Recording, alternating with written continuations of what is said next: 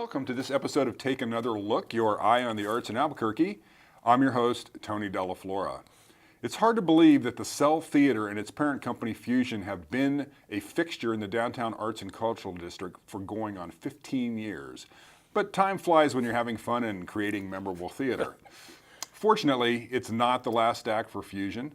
With me today to discuss plans for a major expansion is founder and executive director Dennis Gromelski. Dennis, thanks for coming by. Thanks for the invite, Tony. Oh, absolutely. You guys have been doing some great stuff for, until I talked to you the other day, I didn't realize it'd been that long. And I think, I hope people don't take you for granted, but let's talk about how, how you originally, what was the thinking behind starting the Cell and Fusion and how that all came together? Oh, goodness. The bottom line is that we created Fusion Theater Company as a means of employment for actors, directors, stage managers, technicians, et cetera, that were union members. At the time, New Mexico had one organization in Santa Fe and one organization here in Albuquerque that only produced a couple times a year. And we decided that needed to change, particularly since two of my partners in the venture are both professional union actors who didn't want to leave to go out of state in order to ply their trade. So we opened up with the specific ideal of having a seasonal contract with the Actors Equity Association, which we have maintained since 2001. Right.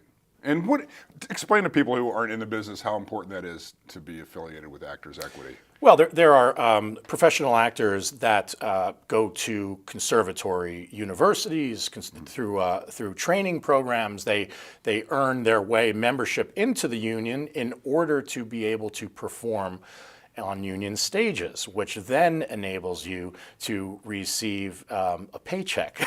Okay, yeah, now I knew we were going to get to the good part here, yeah. Including pension and health and all the other real world things that a lot of folks don't seem to think that artists are normally entitled to. At least they never get sick. Yeah, at least not here locally. Yeah. Right. So that was our intention to provide a home for that type of engagement with our community of actors, which you wouldn't believe it's a very strong community here of professional actors. Right. Many of them choose to live here and then end up having to go on, to other cities to ply their trade. Yeah, and we've been trying to do what we can to be able to alleviate that and provide those opportunities, because healthcare, for instance, for union membership in Actors Equity Association is based on the number of weeks that you work in a year.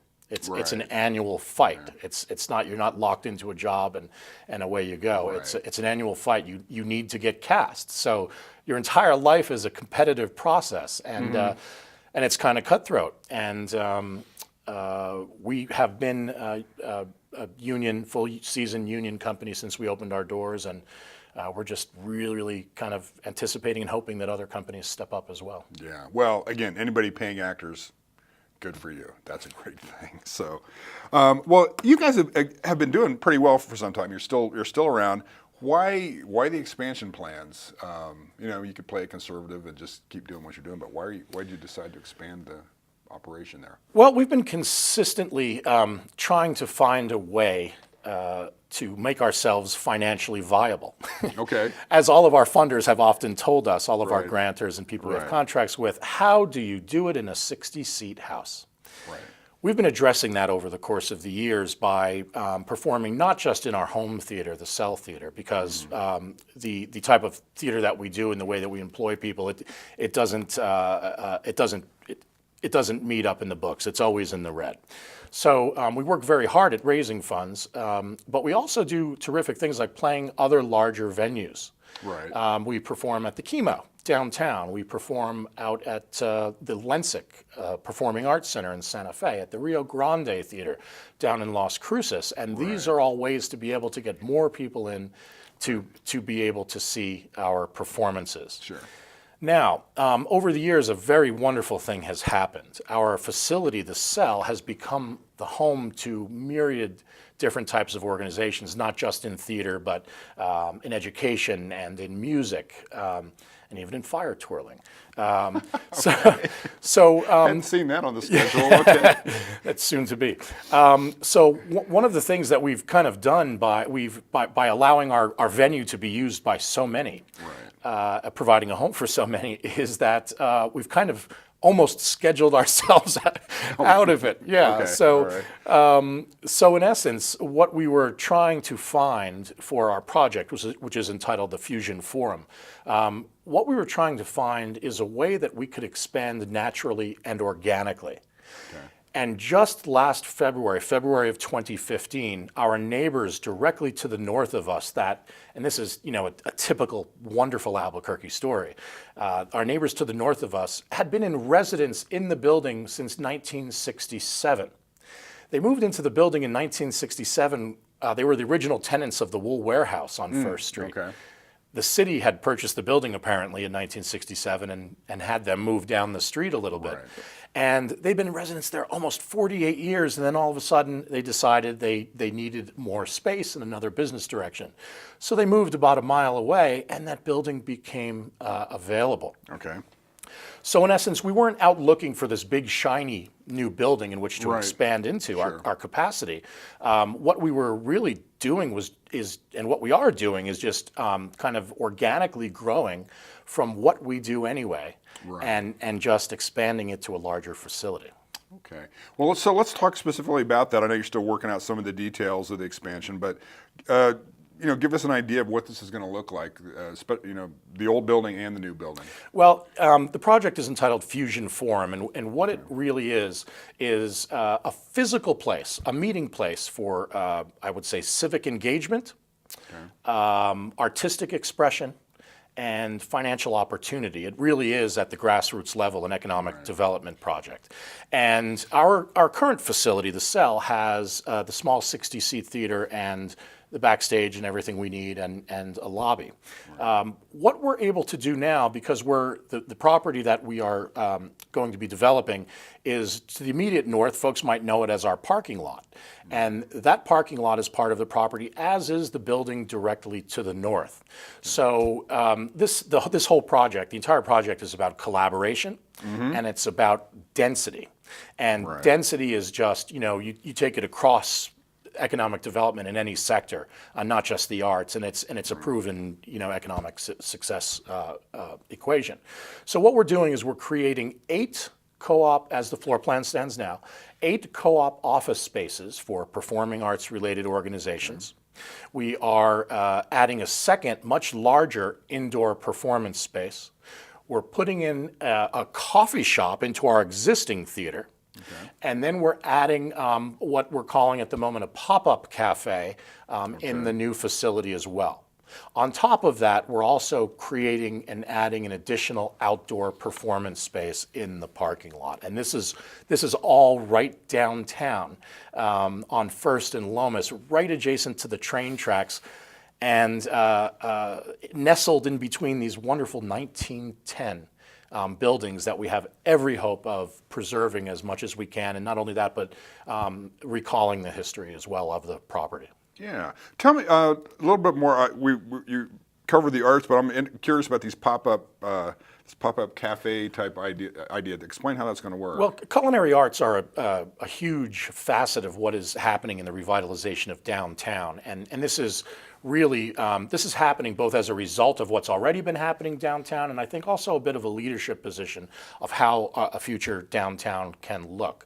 As a part of that, the food truck revolution is on. Several years ago, when we were formulating a downtown Albuquerque cultural plan, we brought in Barbara Fairchild, who was she's the editor, like the 20-year editor of Bon Appetit magazine.